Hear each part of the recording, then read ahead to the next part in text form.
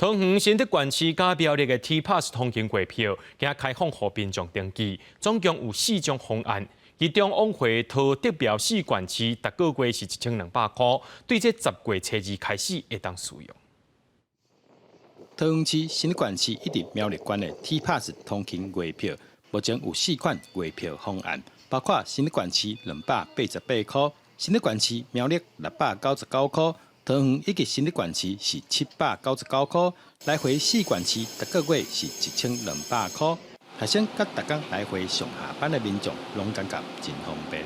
很方便啊！如果上课都要通勤的话，就会需要用到，就会想买。如果长期在通勤的人，那他们就是平常也是要搭车啊，那有这个应该可以比较省钱一点。因为我工作在新竹市，所以我比较用不太到这个东西。以逐工对桃园坐火车来回新德市来计算，原本一个月要开3168块，即马只要799块。选择最适合你的一个定期票的一个票价来使用。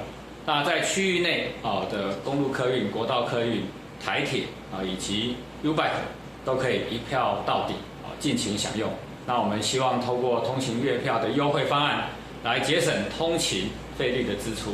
桃竹苗的 T-Pass 通勤月票9月13开放，予民众注文，10月初2会当开始使用。对上班的食头路人以及上课的学生族群来讲，加一款选择。新德市政府表示，确实会当减轻通勤民众正大的交通负担。记者杜君和新德报道。